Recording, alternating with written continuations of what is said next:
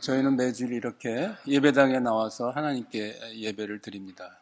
그리고 여러분들이 예배를 마치고 돌아가서는 나는 오늘 하나님께 예배를 드렸다 이렇게 생각을 할 것입니다. 그러나 하나님께서 내가 정말 하나님이 기뻐하시는 예배를 드렸나, 하나님이 그 예배를 받으셨는가에 대해서 우리 모두는 좀 곰곰이 좀 반성해 볼 필요가 있습니다. 나는 하나님을 예배하는 자로서 하나님이 요구하시는 그 올바른 인식과 태도를 가지고 예배를 드렸는가? 성도 여러분, 우리가 이런 것을 점검해야 될 이유가 무엇입니까? 성경에는 우리가 드리는 모든 예배를 하나님이 받으신다라고 되어 있지 않죠. 하나님이 받으시지 않는 헛된 예배가 있다라는 걸 말씀하고, 심지어 하나님이 미워하시는 예배, 제사를 말씀하고 있기 때문입니다. 구약시대 하나님께서 이사야 선지자를 통해서 이스라엘 백성들을 어떻게 책망하셨습니까? 이사야서 1장 12절에 보면, 너희가 내 앞에 보이러 오니 누가 그것을 요구하였느냐? 내 마당만 밟을 뿐이니다. 내 마당이란 뭡니까? 성전 마당을 말하는 거죠. 이 책망의 말씀이 구약의 이스라엘 백성만이 아니라 오늘 저와 여러분, 우리 모두에게도 해당될 수 있는 그러한 말씀입니다. 이사야 당시 이스라엘 백성은 하나님을 예배한다고 온갖 제물을 가지고 성전에서 소위 그 예배 퍼포먼스, 제사 퍼포먼스를 했지만, 하나님이 보실 때는 그것은 너희들이 나에게 오는 것이 아니고 나에게 제사를 드린 것이 아니라 너희들은 단지 그냥 성전 마당만 밟고 갔을 뿐이다. 이러한 책망이었죠.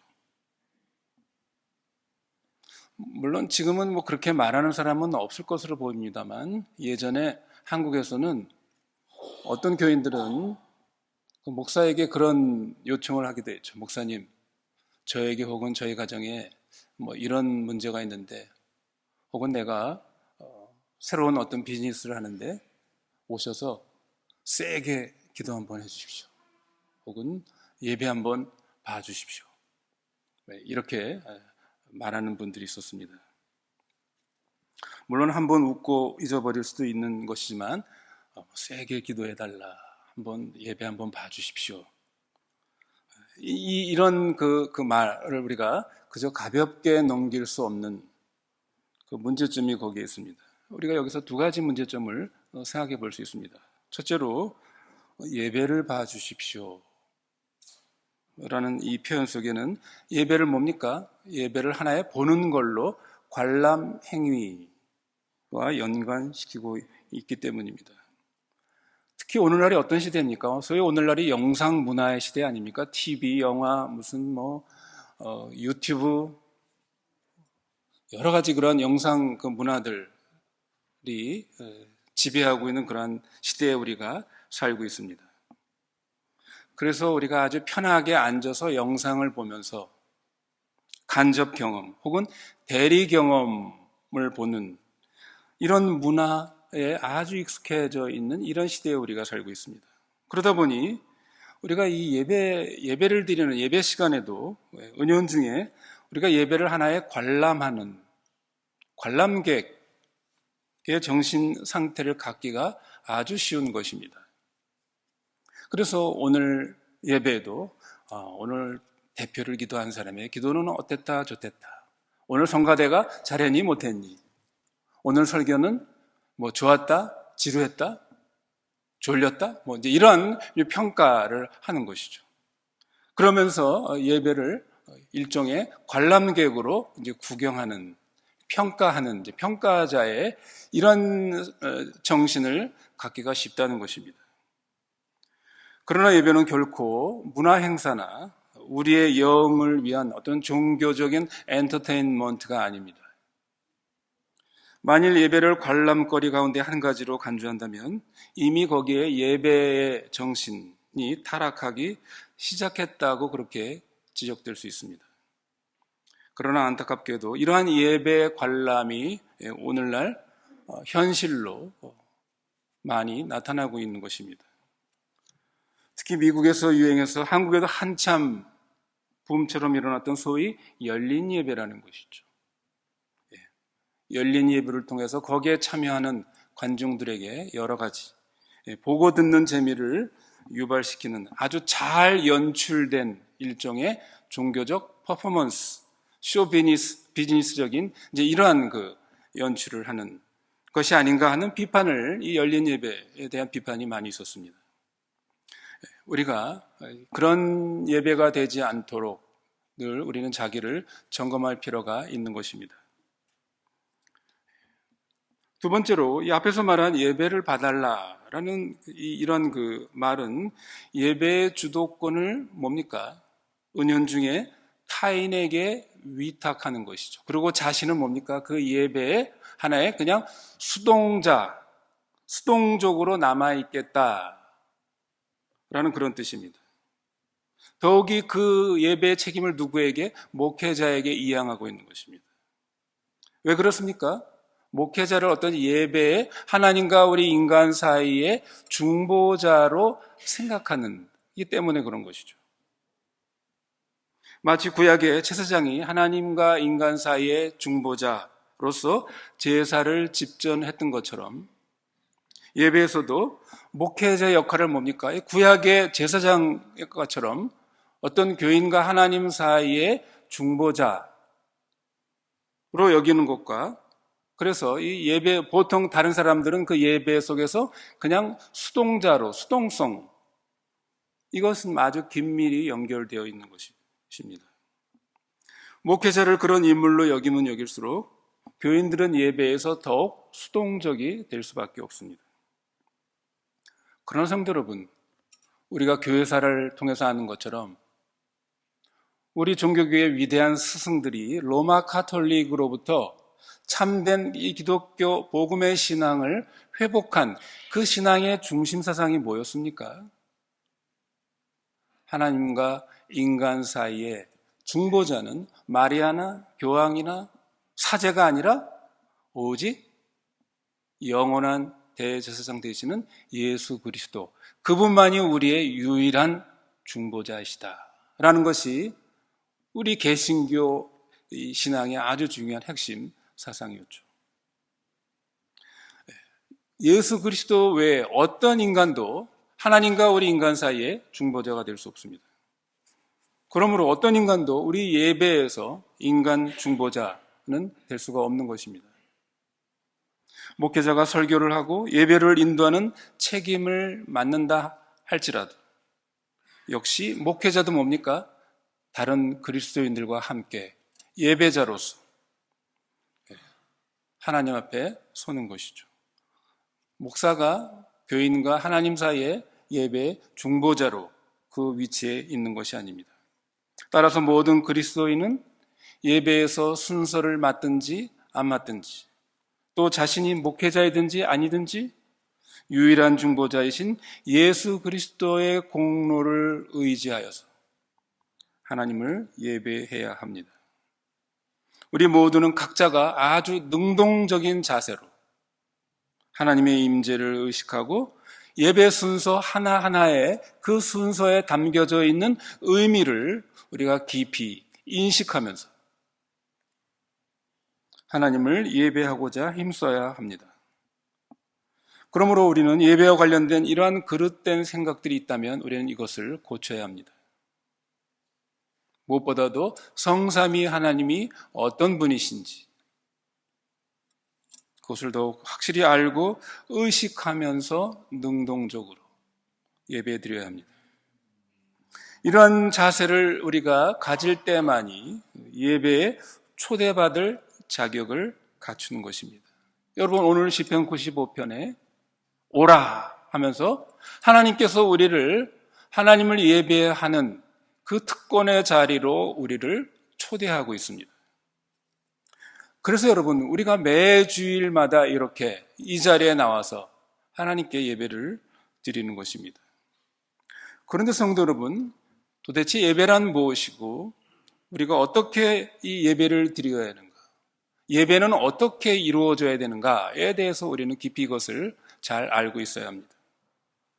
이것은 근본적으로 예배의 대상이신 하나님께 우리가 어떤 마음가짐을 가져야 하는가 하는 이 예배 정신에 대한 문제입니다. 우리가 예배에 대해서 어떠한 정신을, 어떠한 사상, 어떠한 지식을 가지고 있어야 하는가, 이것을 우리가 제대로 갖지 않으면 아무리 우리가 예배를 많이 드리고 열정적으로 드린다 할지라도 그것은 이방인의 예배에 불과한 것입니다. 여러분, 기독교 예배의 특징이 뭡니까? 하나님이 요구하시는 대로, 하나님이 말씀하신 대로 그것을 우리가 바르게 인식하면서 하나님께 나아가지 않으면, 예배 드리지 않으면 그것은 하나님이 받으실 만한 그런 예배가 될 수 없다는 것이죠. 동시에 공적인 예배가 또 있습니다. 공적인 예배라는 것은 우리가 공동체적으로 드려지는 예배는 또한 그 공동체적인 질서 또한 우리가 이것을 무시할 수가 없습니다. 또한 이러한 예배 정신을 구현해낼 수 있는 여러 가지 형식들은 우리는 인간이기 때문에 또 필요합니다. 오늘 본문 95편을 보십시오. 시편 기자는 우리가 하나님께 예배 드릴 때의 마음가짐을 두 단계로 묘사하고 있습니다. 첫째로 뭡니까? 우리가 그 앞에 나아가야 한다는 것이죠. 나아가는 일입니다. 2절 상반절을 보십시오. 우리가 감사함으로 그 앞에 나아가며. 여기 그 앞이라는 말이 뭡니까? 이것을 문자적으로 보냐면 그의 얼굴이라는 말입니다. 그의 얼굴에게로 나간다. 그러니까 예배는 뭡니까? 1차적으로 하나님의 얼굴, 하나님의 면전으로 나가는 것입니다. 우리가 흔히 말을 하나님의 임재 앞에 나간다고 그러죠. 하나님은 보이시지 않지만, 우리 눈에 보이지 않지만 분명히 살아계신, 실존하시는 인격적인 그분 앞에, 지금 여러분이 그분의 얼굴 면전 앞에 나가는 것입니다. 둘째는 뭡니까? 우리가 굽혀 경배하며 여호와 앞에 무릎을 꿇는 일입니다. 6절에 그 말씀 있죠. 오라, 우리가 굽혀 경배하며 우리를 지으신 여호와 앞에 무릎을 꿇자. 우리는 여호와의 면전 앞에 나갈 뿐만 아니라 어떻게 해요? 그분 앞에 무릎을 꿇고 경배해야 합니다. 그러면 오늘날 우리는 어떻게 함으로써 그의 앞에, 그의 면전 앞에 나아갈 수 있겠습니까? 그 대답은 주저할 것 없이 뭡니까? 예수 그리스도를 통해서 나가야 합니다. 오직 예수 그리스도를 통해서만 우리는 그분의 하나님의 얼굴 앞에 나아갈 수 있습니다. 다시 말하면 히브리서 기자가 이것을 아주 잘 표현했죠.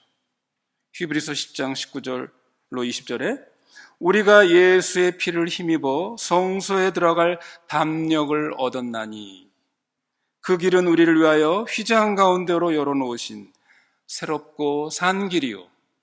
휘장은 곧 저라는 것은 그리스도의 육체니라 그랬습니다. 우리는 오직 예수 그리스도를 통해서만 하나님께 나아갈 수 있습니다. 다시 말해서 우리의 심령이 예수 그리스도의 십자가의 보혈을 의지하고 새롭고 산 길로 나아갈 때 바로 그것이 하나님 앞에 나아가는 길입니다. 따라서 우리는 하나님을 예배하고자 할 때 단순히 이 예배당에 들어와 앉아 있는 것만으로 다 됐다고 생각해서는 결코 안 됩니다. 그저 우리가 여러 가지 예배 의식과 순서를 지킴으로써 나는 하나님을 지금 잘 경배하고 있다, 예배를 드리고 있다라고 생각해서도 안 된다는 것입니다. 우리는 이 예배의 매 순간마다 그리스도의 의와 공로를 내가 의지하여 그 공로와 의가 없으면 나는 도무지 하나님 앞에 나아갈 수 없는 자임을 인식하면서 그 은혜에 감사하면서 하나님 앞에 나아가야 하는 것입니다. 그리고 이렇게 그리스도의 의의를 힘입어 하나님 앞에 나가면 그 다음엔 어떻게 해요? 그분께 굽혀 절하는 이 마음 자세를 가져야 합니다. 여기 6절에 굽혀라는 말은 굽혀 절하다 라는 뜻이 뭡니까? 무릎을 꿇는다는 말이죠. 여러분, 우리가 누구 앞에서 무릎을 꿇는다는 의미가 뭡니까? 그것은 그 대상 앞에 절대적인 복종의 태도를 말하는 것이죠. 따라서 우리가 굽히고 무릎을 꿇는 행위는 우리가 종으로서 우리의 주인 되신 하나님의 말씀, 그 하나님의 권위와 말씀 앞에 나는 절대 복종하겠습니다. 나는 내 주인에게 절대 나는 그 주인을 섬기겠습니다. 그 주인께만 내가 절대 충성하겠습니다. 라는 그러한 복종의 표시, 섬김의 표시, 결단을 상징하는 그 상징이 뭐라는 거예요? 신체적으로 우리가 무릎을 꿇는 것을 말하는 것입니다. 거기 엎드리는 것을 말하는 것이죠. 물론 우리는 현상적으로 우리가 이렇게 주일날 와서 이 바닥에 무릎을 꿇고 엎드려가지고 우리가 예배를 드리진 않죠. 그러니까 뭡니까? 이것은 우리의 그 마음의 표시를 말하는 것입니다. 우리의 심령은 이러한 태도로 하나님 앞에 나올 때 이런 태도를 가져야 하는 것이죠. 우리가 이렇게 하나님 앞에 부복하여 꿇어 엎드릴 때 왕이시오 우리의 주인 되신 하나님을 우리가 올바로 예배하게 되는 것입니다. 둘째로 이 시편은 우리의 예배에는 공동체적인 예배 활동과 질서가 있음을 우리에게 가르쳐주고 있습니다. 1절, 2절, 6절에 보면 여기에 단어들이 뭡니까? 우리가, 오라. 여기 우리가라는 말을 계속 씁니다. 복수형을 쓰고 있죠. 우리가 이렇게 하자. 우리가 이렇게 나가자. 예. 그리고 7절에 보면 그의 기르시는 백성이라고 지칭하고 있습니다. 집단, 공동체를 말하죠. 물론 예배는 공적인 예배만 있는 것은 아닙니다. 소위 개인적인 예배가 있죠. 여러분이 개인적으로 개인 기도를 한다거나 개인 무슨 큐티를 한다거나 개인적인 사적인 예배를 우리는 또 드리기도 합니다. 그러나 우리가 이 공동체적인 예배라는 것은 보통 우리가 이 주일 예배에 일정한 장소, 일정한 시간에 우리가 함께 모여 하나님께 드리는 이것이 대표적으로 공동체적 예배라 이렇게 부를 수 있습니다. 그런데 우리가 이 예배가 공동체적인 성격을 띌 때 이 사적인 예배에서는 찾아볼 수 없는 요소가 형식이 또 여기에 등장하게 됩니다.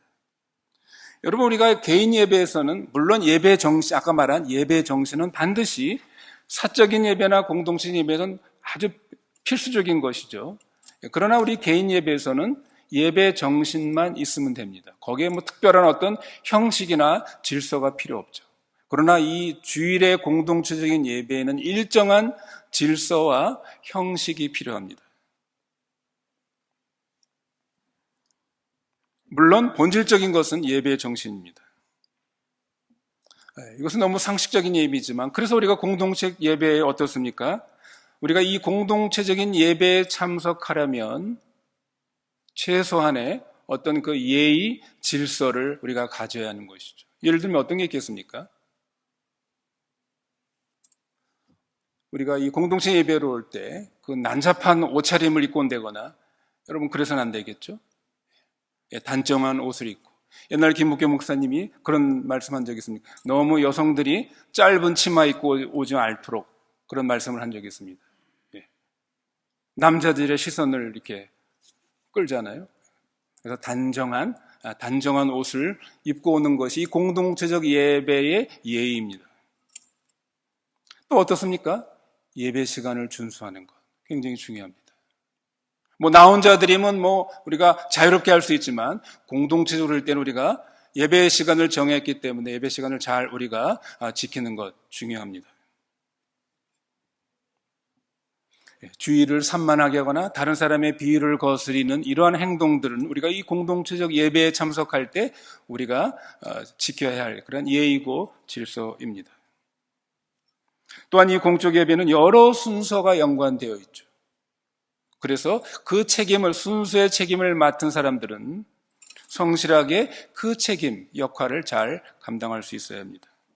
이렇게 공적 예배는 사적 예배와는 달리 공동체적인 예의와 질서가 요구됩니다. 예배는 그러나 이 사적인 예배든 공동체적인 예배든 내가 하나님의 면전에 나아가 하나님을 섬기기로 다짐하고 그분께 충성을 하겠노라는 이런 마음가짐이 이 예배 정신이 핵심이라는 사실을 우리는 언제나 잊지 말아야 합니다. 그런데 이러한 예배 정신은 우리에게 허락된 형식과 방법을 통해 구현되기 마련입니다. 왜 그렇습니까? 인간이 지정의를 가진 인격적인 존재이기 때문에 그렇습니다. 여러분, 인격적인 존재라는 것은 여러 가지 그 특성 가운데 뭐가 있습니까? 여러 가지 심미적이고 예술적인 특성들을 나타내는 그런 문화적인 존재임을 우리가 생각하게 됩니다. 그래서 우리가 하나님께 대한 예배 정신은 다양한 수단과 형식을 통해서 표출되고 표현될 수 있는 것입니다. 그래서 여러분 오늘 본문에도 보면 1절에 뭡니까? 여기 노래한다. 노래가 나옵니다. 2절에 시가 나오죠. 시로, 노래로, 시로, 또 악기, 손뼉을 치고 춤을 추고 허리를 굽히는 동작, 이런 것, 이런 모든 이런 인격적인 요소들이 여기에 함께 그 예배의 정신을 담아서 그것이 형식으로 표현되는 상징들입니다. 우리는 이렇게 모든 수단을 동원해 전인격적인 활동으로서 하나님을 예배해야 합니다. 그러나 이 예배 정신과 이 형식적인 수단, 요소는 일종의 변증법적인 긴장 관계가 발생하기도 합니다. 참되고 온전한 예배는 이 두 항목, 예배의 참된 정신과 그 정신을 표현해내는 여러 가지 예배 형식들, 이것이 다 필요합니다. 이 둘 중에 어느 하나가 결여되면 참된 예배를 실행하는데 장애 요소가 됩니다. 예를 들어서 예배 정신이 결여된 형식적인 혹은 수단적인 요소는 어떤 문제가 발생합니까? 그 예배는 구약에서 보는 것처럼 형식주의적인 예배로 전락합니다. 이스라엘 백성들의 문제는 그것이었죠. 그들의 형식은 아주 잘 갖췄습니다. 그러나 그들에게 예배 정신이 빠졌습니다. 반대로 형식적이고 이런 수단적인 요소가 허락되지 않으면 예배 정신을 구현할 길이 사라지고 오히려 그 예배가 뭡니까? 무절제하거나 무질서해지는 이런 것들이 있습니다. 누구나 다 마음대로 여기서 표현한다고 생각해 보십시오. 예배가 난장판이 될 것입니다. 그러므로 우리는 이 둘을 함께 주장해야 하고 우리의 예배 문화에서 어느 한쪽이 약화되거나 도외시되고 있지는 않은지 늘 우리가 이런 것들을 좀 주의할, 관찰하고 시정할 필요가 있는 것이죠. 이런 관점에서 볼 때 저는 영국 교회 상황은 잘 모르겠습니다만 우리 한국 교회의 현실을, 예배의 어떤 문화와 현실을 생각한다면 우리 한국 교회는 훨씬 이 예배의 정신보다 예배의 어떤 그 형식적인, 수단적인 요소에 더 치중해 오지 않았나, 이런 것들을 반성하게 됩니다. 즉 예배에서의 공동체적인 질서를 강조하고 음악이나 분위기 등 다양한 어떤 예배의 그 어떤 형식의 표현, 수단에 대해서는 우리가 관심을 많이 쏟으면서도 정작 그것들을 통해 구현해내야 할 예배 정신에 대해서 얼마나 우리가 이것을 심각하게 중요하게 여기고 있었는가, 이것을 우리는 반성하게 됩니다. 따라서 우리는 우리의 예배 순서가 하나님을 신령과 진리로 예배하기 위한 수단임을 우리는 뼛속 깊이 그것을 인식해야 합니다. 아울러 말씀 전달과 선포, 대표기도, 찬송 등 우리의 어떤 관람 심리와 위선과 이생의 자랑을 꿈틀거리도록 하는 그런 요소가 되지 않도록 하나님께 대한 예배의 정신, 그게 뭐라고요? 하나님에 대한 절대적인 순종의 마음, 충성에 대한 다짐, 이런 것들이 활성화되도록 하는 요소가 특별히 더 우리 한국 교회에 대해서는 강조되어야 될 상황입니다. 그러면 우리는 왜 하나님을 예배해야 합니까? 무엇 때문에 하나님께서는 우리의 경배, 우리의 예배를 받으시기에 합당하신 분이십니까? 오늘 시편은 이러한 근거를 두 가지로 밝히고 있습니다. 이에 대한 힌트는 3절과 7절 초두에 나타나 있는, 이건 옛날 성경입니다. 이 대저라는 말, 개역 성경에는 그것이 이제 때문으로 바뀌어 나와 있죠. 예. 분명히 성경은 우리에게 왜 우리가 하나님을 경배해야 되는지 그 이유를 분명하게 여기 본문에서 밝히고 있습니다. 1절, 2절을 보십시오. 오라, 우리가 즐거이 부르자. 3절에 왜 그렇다고요? 여호와가 누구누구 무엇이기 때문에 라고 말하고 있죠. 6절에도요. 오라, 우리가 그 앞에 무릎을 꿇자 그랬습니다. 왜냐하면 하나님이 어떤 분이시기 때문에, 저가 누구누구이시기 때문에, 분명한 여기 논리적인 이유와 그 결과를 말하고 있습니다. 시편 기자는 1절, 2절, 6절에서 비슷한 어휘를 사용하여 우리를 예배로 초대하고 있습니다. 그리고 3절과 7절에 하나님을 예배할 이유와 근거를 제시하고 있습니다. 왜 그렇습니까? 첫 번째 이유가 뭡니까? 하나님은 바로 우리의 창조주이시기 때문입니다. 그분은 크신 창조주 하나님이십니다. 4절, 5절 말씀을 보십시오. 땅의 깊은 곳이 그 위에 있으며 산들의 높은 곳도 그의 것이로다. 바다가 그의 것이라 그가 만드셨고 육지도 그의 손이 지으셨도다. 하나님께서 모든 만물을 창조하실 뿐만 아니라 오늘도 그분의 지혜와 능력으로 이 만물을 유지하고 다스려 나가시는 창조주이시요 섭리주이시기 때문입니다. 그러므로 우리는 마땅히 그 창조주 앞에 창조주의 그 능력과 지혜를 인식하면서 우리는 노래와 감사함으로, 시로 우리는 하나님을 높여야 하는 것입니다. 우리가 하나님을 경배하고 찬양해야 할, 우리의 심령을 하나님께 바쳐야 될 이유가 그것 말고 또 한 가지가 있죠. 우리의 창조주시기 때문뿐만 아니라 또 하나는 뭡니까? 1절에서 하나님을 우리의 구원의 반석이라고 말하고 있습니다. 우리의 구원자이시기 때문입니다. 시편 기자는 하나님께서 우리의 구원주가 되시는 사실을 7절을 통해서 밝히고 있습니다. 이 7절은 근본적으로 하나님께서 이스라엘 백성과 맺으신 그 언약의 실상이 반영되어 있습니다.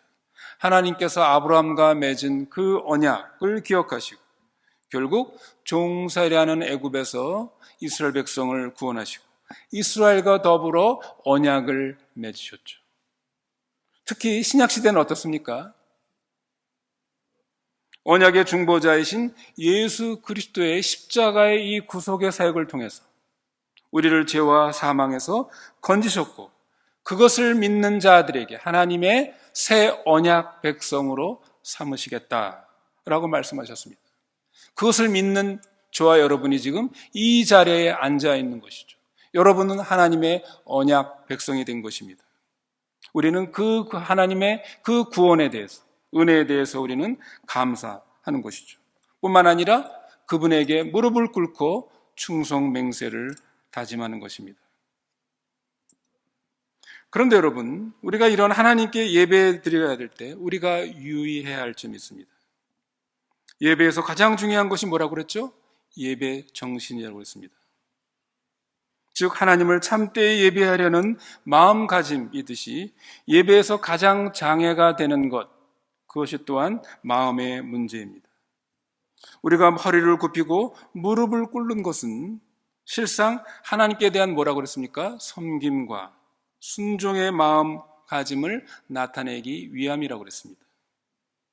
그런데 문제는 뭐라고요? 우리가 그렇게 겉으로는 하나님 앞에 무릎을 꿇는 태도를 취할 수 있지만, 그러나 진정 우리의 마음 깊은 곳에서는 하나님께 대한 충성, 전혀 반대의 마음을 가진다면 그것은 모순과 위선이 아닐 수가 없습니다. 그래서 시편 기자는 이렇게 왜곡된 하나님의 백성들, 예배자의 그 왜곡된 마음의 상태를 엄중히 오늘 본문에서 경고하고 있습니다. 7절을 보십시오. 우리의 마음의 상태가, 시편 기자가 뭐라고 그랬습니까? 하나님의 음성을 듣는 일, 여기에 우리의 주목을 환기시키고 있습니다. 여러분, 여기서 하나님의 음성을 듣는다는 말이 뭡니까? 그것은 하나님의 말씀에 순종한다라는 그런 마음의 자세를 의미하는 것입니다. 그러면서 시편 기자는 이스라엘 백성들이 광야 40년 동안 하나님께 드러낸 그 반역적인 태도를 교훈으로, 거울로 우리에게 제시하고 있습니다. 8절로 11절에 있는 말씀이죠. 이 말씀 가운데는 마음의 그 왜곡된 상태와 관련한 두 가지 사항이 여기에 나타나 있습니다. 첫째로, 하나님의 음성을 들으려면 우리의 마음을 강팍하게 해서는 안 된다. 8절에 그렇게 경고하고 있습니다.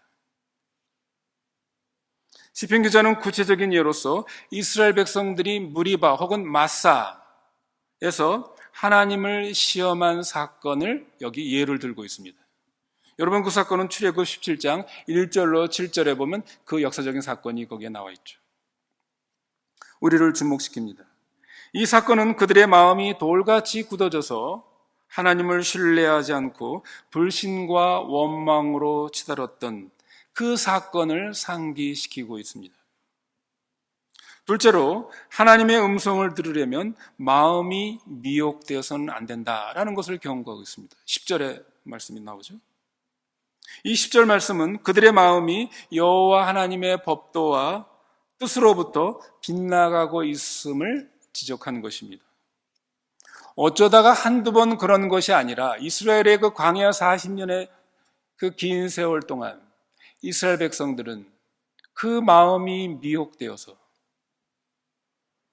40년 내내 지속적으로 하나님의 마음, 하나님을 근심케 하고 하나님을 분노케 한 이스라엘 백성들이었습니다. 왜 그들의 마음이 그렇게 미혹되었는가? 하나님께서 그들을 건져낸 그 하나님의 뜻을 그들이 알지 못하고 당장 그들에게 부딪히는 여러 가지 광야의 그 현실이라는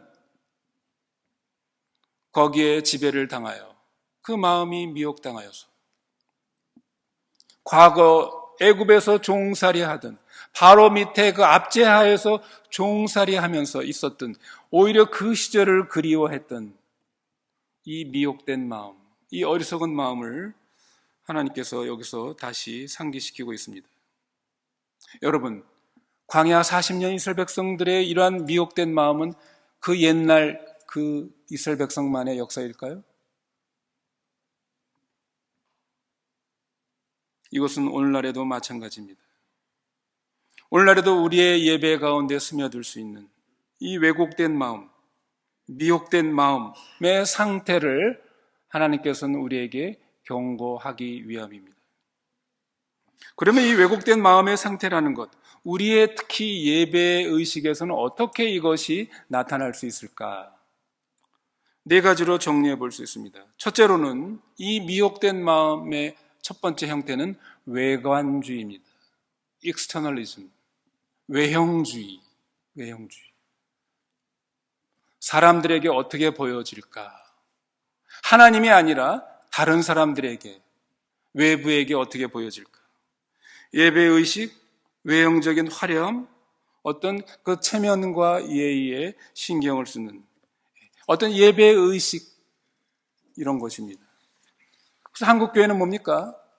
특히 이 성가대가 굉장히 그래서 중요하죠. 물론 성가대에 중요한 예배의 의식과 기능이 있습니다. 그러나 여러분, 그것은 그 교회 수준에 맞게 그 성도들로 이루어지는 것이죠. 한국 교회는 어떻습니까? 많은 교회들이 이런 그 외형주의, 외관주의의 이런 미혹된 마음으로 전문가들을 고용해가지고, 아르바이트 고용해가지고, 그런 성악을 전공한 사람들을 고용해가지고, 이런 대형 교회들이, 큰 교회들이 성가대를 운영하는. 그 사람들은 뭡니까? 성가 끝나고 또 다른 교회로 가서 또 그런 일을 하고. 여러분, 그런 찬양을 하나님께서 기쁘게 받으실까요? 우리 하나님께서는 예배자에게 기대하는 것, 우리의 외적인 면모가 아니라 우리의 내면적인 그 심령의 상태가 어떠한가. 여러분, 우리 이런 것들을 우리는 점검해야 합니다. 우리가 모든 예배에 꼬박꼬박 참석하고 우리가 예배 각 순서에 충실하면서도 하나님께 대한 그 섬김의 각오, 전적 충성, 이런 마음가짐이 동반되고 있는가? 이것들이 동반되지 않을 수 있다라는 이 위험성, 가능성에 대해서 우리는 늘 이것을 살펴봐야 합니다. 둘째로는 앞에서도 언급한 것처럼 수동주의입니다. 소극주의, 패시비즘입니다. 이것은 우리가 예배를 드리면서도 어떻습니까? 내 마음속은 단단히 걸어 잠그고 아주 미온적으로 받는 것이죠. 예배 순서 하나에, 찬송 가사 하나에 그 의미를 우리가 생각하면서 하지 않고 내 마음을 담고 딴 생각을 하고 있다거나 미온적으로 반응하는 이 예배자의 태도, 이것도 미혹된 마음의 한 종류입니다. 우리의 예배에 참석하는 모든 그리스도인들은 직분자나 아니나 당일 예배 순서를 맡은 사람이거나 아니거나 상관없이 우린 능동적으로 왕이신 하나님을 높이고 경배해야 합니다. 왜 그렇습니까? 이거야말로 예배자의 특권이며 권리입니다. 또 동시에 의무이기도 하기 때문입니다. 세 번째로 우리의 미혹된 마음을 조심해야 될 것은 감상주의, 센티멘탈리즘입니다. 물론 이 감정이라는 것 예배에서도 중요합니다. 하나님께서 우리의 마음을 감동시켜서 우리가 기도하거나 찬송을 할 때 우리가 감동의 눈물을 흘릴 수 있습니다. 그러나 항상 모든 것들을 이것이 어떤 내 마음에 와 닿는다, 느낌이 좋다든가, 어떤 느낌이나 어떤 내 마음에 감동이 있는가 없는가, 거기에 예배에 초점을 둔다 그러면 그것은 굉장히 감상주의에 빠질 위험성이 있습니다. 여러분, 우리의 예배는 일차적으로 뭐죠? 우리 기독교는 하나님의 말씀에 기초하는 것입니다. 우리의 말씀을 깨닫고 하나님이 어떤 분이시고 우리를 위해서 무슨 일을 하셨는가? 이것들을 우리가 지성적으로 깨달아서, 알고 깨달아서 그 깨달은 말씀이 뭡니까? 우리의 감정과 의지를 움직이는 것이죠. 항상 이렇게 나아가야 되는 것입니다. 찬양을 부르는데 그 찬양의 진정한 가사와 의미를 생각하지 않고 왠지 눈물이 나네. 그래서 여러분 은혜 받은 겁니까?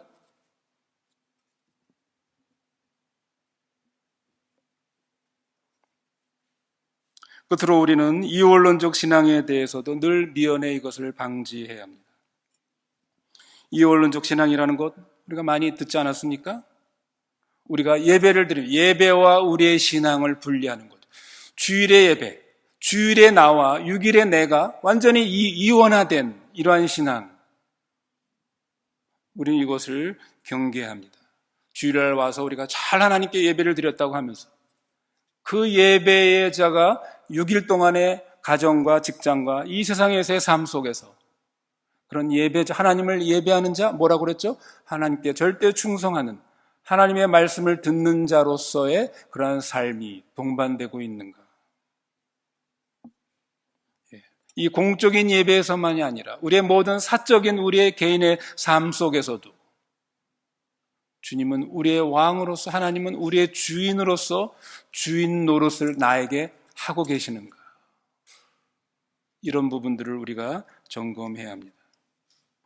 만일 우리가 오늘날 참 예배를 방해하는 이러한 왜곡된 마음의 상태를 우리가 효과적으로 처리한다면 우리는 우리 하나님을 참되게 예배하는 예배자가 될 것입니다.